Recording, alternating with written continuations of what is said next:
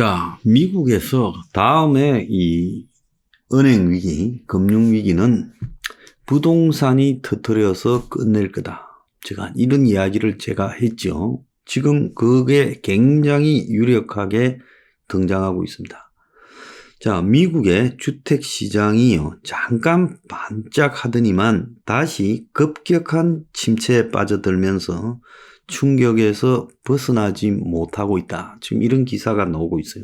그래서 미국의 3월 주택 매매 건수가 2월 달보다 2.4% 감소했는데 작년에 3월과 비교해보면 22%나 줄어들었다는 거예요. 그래서 미국에서 급격한 이 주택 매매 감소가 일어났고 또 집값이 11년 만에 최대 폭으로 하락을 했다는 거예요. 자, 거래가 작으니까 당연히 집값이 떨어질 수밖에 없겠죠.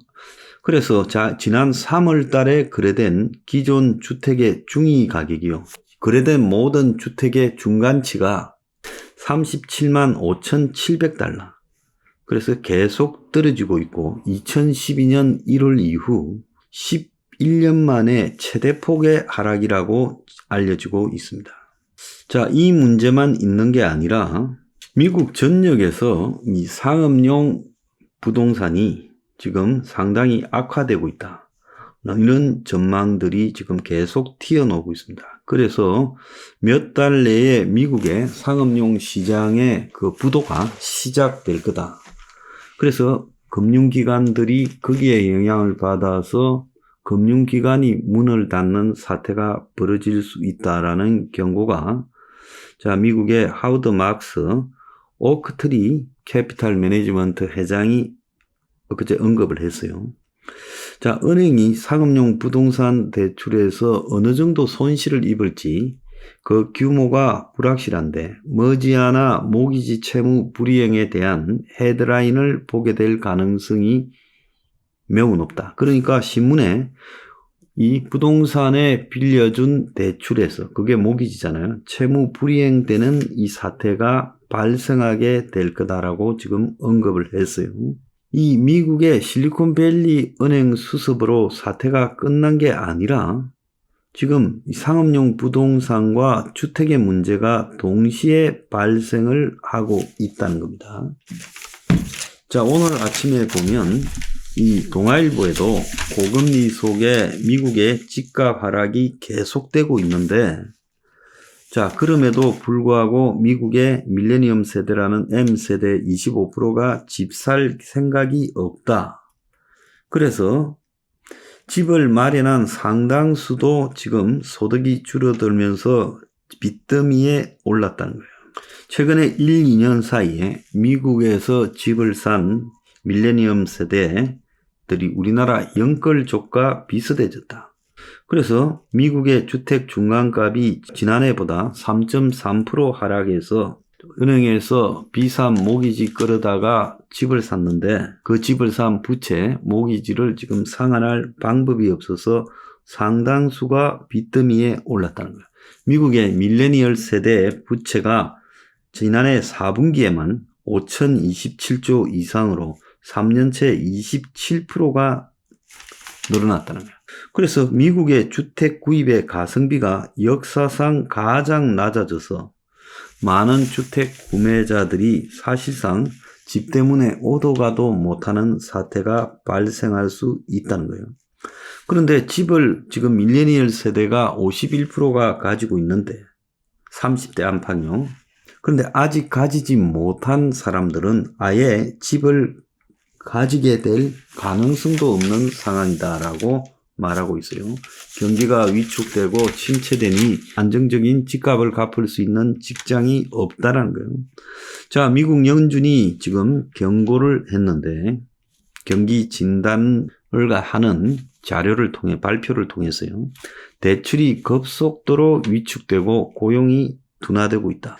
그래서 실리콘밸리 뱅크 파산 이후에 지금 신용이 급속 경색되고 있고 대출이 21세 125조가 급감했다라고 언급을 했습니다. 그래서 경제 버팀목인 소비 악화가 우려된다. 자, 연준은 그럼에도 불구하고 지금 5월 달에 금리 인상을 0.25 또 하겠다라고 예고하고 있습니다. 자, 지금 미국의 이 오피스 부동산에 지금 오피스 빌딩 부동산 시장에 먹구름이 심하게 끼이고 있다. 미국의 경기 둔화, 금리 상승 등으로 지금 부동산 가치가 떨어지고 있고, 그래서 상업용 부동산을 산다고 돈을 빌려간 사람들이 채무 불이행하는 디폴트가 늘어나고 있다는 거예요. 그래서 상업용 부동산에서 계속 지금 채무 불이행이 발생해서 각 은행마다 상업용 부동산에 돈을 빌려준 은행들이 대손 충당금을 쌓고 있다고 지금 바쁘다는 거예요.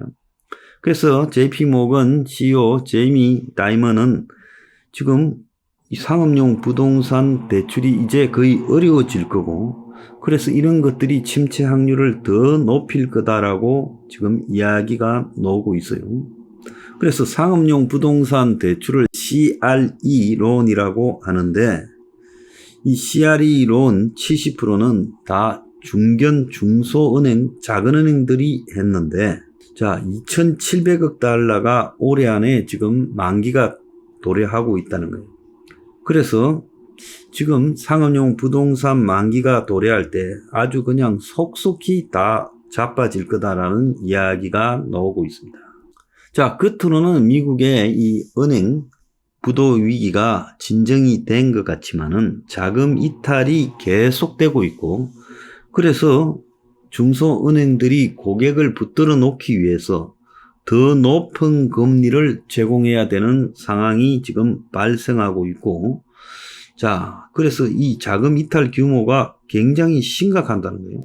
자, 증권회사를 겸하는 찰스 슈왑의 경우에는 3월 말에 전 분기 대비 11% 자금 이탈이 있었고요. 그래서 은행들마다 한 10%대의 자금 이탈이 있다는 겁니다. 그러니까 이런 것들이 중소은행의 유동성 위기를 가져왔어요. 이러다가 또 다른 은행이 위험해진다 하면 뱅크런이 연쇄적으로 발생하면서 지금 언제든지 미국의 중소은행, 지방은행들이 터질 수 있는 상황에 직면하고 있다는 겁니다. 자, 미국의 이 3월 근원 CPI가 5.6%예요. 그래서 그냥 이 CPI, 소비자 물가 지수 5%보다 그는 소비자 물가 지수가 5.65로 더 높는 기현상이 일어났습니다. 그런데 미국의 금리가 적어도 5.6%, 그는 CPI보다는 높아야 미국이 지금 이 인플레를 어느 정도는 진정시킬 수 있을 거다. 그러면 지금 미국의 금리가 5%니까 그는 CPI가 5.6이니까 미국이 5.6보다 더 높은 금리를 유지할 때까지는 가게 될 거다. 그래서 과거에 미국의 모든 정책 금리가 그는 CPI 수준까지 인상되고, 그리고 금리가 그는 CPI보다 더 높아져서 그것이 한동안 유지된 다음에야 이 물가가 내려오더라는 그런 통계들이 있습니다. 그래서 지금 그는 소비자 물가 지수 5.6%를 미국 금리가 추월해야죠. 추월하고도 인플레가 계속되는데 이게 한동안 지나면 꺾이더라고요. 그러니까 이게 미국이 지난 모든 통계들이 이렇게 지금 보여주고 있기 때문에 근본적으로 5.6을 능가하는 수준으로 가지 않고는 물가를 못 잡는 거고, 지금까지 물가 잡는다고 금리를 올려가 이 난리를 겪으면서 물가도 못 잡고 후퇴하면요, 연준은 문 닫아야 돼요. 그러니까 미국이 지금 딜레마에 빠져 있다는 거예요.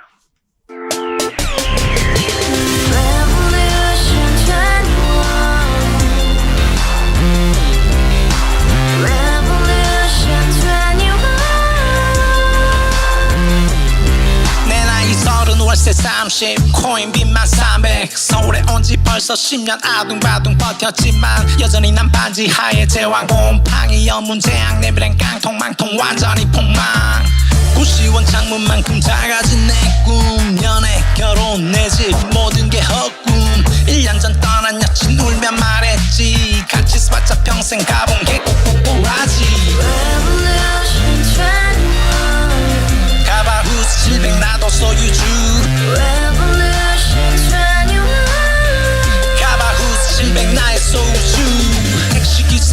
알아두지 마 특히 쇼울 업무니 우리 집안 다 털어봤자 후줄 그래 개선민 내 미래 거기서 팍 끝난 거지 팍더 이상 노력 따윈 괴물이 스펙 찾아서 말리 비오는 날 알바 잘려 맨날 학원 날 개쳐 빨려 밤비 내리는 양화대교 홀로 걷고 있을 때 현수막에 아로 새겨진 평당 700짜리 아파트 다 같이 소리 질러 혁명 21 가바우스 700 나도 소유주 Revolution 21 가바우스 700 나의 소유주 You and I, we live together in the house. Brand new day, and your dream had just begun. Revolution 21, only open happiness. 너의 곁에 내가 영원히 함께.